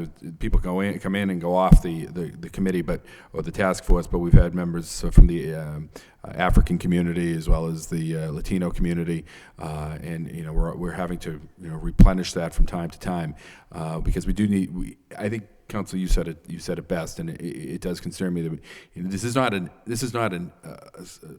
Cambodian issue, an Asian issue. It is a community issue across the board. This is something that's we have youth violence issues in every ethnic group, in every neighborhood, and it's. Again, I said it. Violence breeds violence. It just sort of grows on itself. We have the statistics show, the data shows that we've made strides, but again, there's never an end to this work. It has to continue, and I think we do need to understand this incident and understand what happened, and talk about ways that we're trying to deal with it, and and it's a long-term project. Thank you. Councilor Mercia? Yes, briefly, I just want to say, Mr. Mayor, if a meeting comes up, if your office could notify the school committee about it, because they're concerned as well. So if you could do that through your office, thank you. Thank you. Councilor Caulfield? Thank we never you. got, by the way, got a second on your motion. So your motion is to have a public safety subcommittee meeting next week? It'll be next Tuesday at 5 p.m. Okay. And I would like Mr. Manager or the police chief to invite the district attorney or his representative to be, if they can make it. I think it'd be very good. Thank you. Is there a second by Second. Councilor Mercia? All those in favor signify by saying aye. Opposed, it's a vote. Next Tuesday at 5:30. I have been receiving during the day, yesterday and today, emails from Superintendent Scott indicating meetings that had taken place with the Lowell Police Department, with the District Attorney's Office, with representatives from Middlesex Community College as well, just keeping the mayor's office apprised as to what was happening. So just to let the viewing audience know, as well as my colleagues. Councilor Murphy? Oh, did former Councilor Rithiong, would you like to be heard? Thank you. We are under suspension, so it's certainly, and welcome. Thank you, Mr. Mayor and the member of City Council and Mr. Manager. And first of all, I just would like to say Happy New Year to all of you. And it's been a long years since I left the council, and it's great to be back and to talk about the violence at the New Year parties and at the Highland areas. We all struck by it, and I would like to thank to the law enforcement, police officers, and the all the ours law enforcement who responded accordingly, and the comments that made by the city manager and Captain Salvan was very appropriated. We're very thankful for that. And the only thing concerned is that we want to make sure that, as Council earlier and the member of the council also mentioned, that we don't want anybody to point fingers at only to the Asian community. Unfortunately, the parties happen everywhere on the New Year's Day, New Year's Eve, and the accident is not really intended by any party, and it was something that it's about from jealousy, from being upset, and through liquors, and also through the something inspired those young adults did what they had done. This is tragedy that we all said about it, because they took young women's lives who really just a college student at Music College and worked hard. And we here as Cambodian community leaders, we here trying to work closely with you, and hopefully we can build a stronger partnership. We don't want to say we react to this situation, but we've been working very hard to try to deal with different issues in our community. My life has been busier since I left the council, believe me, mostly full-time with my community, in trying to have to reduce the crimes that occurs, as you have seen, have heard that, and fighting against poverty and trying to bring messages to young leaders. And unfortunately, just this I would like to the councillors echo strongly about, this is not about the youth violence, this is not about this Asian community, this is our community issues, especially I thank for the law enforcement who took a lot of guns off the street for past 3 or 6 months. Just yesterday, another 40 guns being confiscated. I think this is an issue that we have to make sure that those illegal gun distributors are being placed behind bars, and those who commit crimes and carry illegal weapons should be placed a longer period of time in prison instead of give them 2 or 3 months and let them go out. And those people who tend to create more violence, if they are willing to carry a weapon without any permit at a young age, I think they have intention to commit crimes. So I think hopefully we can work together, bring message out there. It's not just through the high school, through community, various members of communities in our city, and trying to we have a lot of TV programs in different languages. Hopefully we can produce a 1 or 2 minute commercial about gun kill friend, gun kill relatives, drugs kill your future, like that, and put in a short segment to different commercial through during a commercial break of the community group meeting. And also, I'm probably one of the founding members of the gang violence task force when my tenure time at the council. I think the problem that we do have a representation from the Asian community, but we need somebody who's vocal, who really bring the message from the meeting out to the public.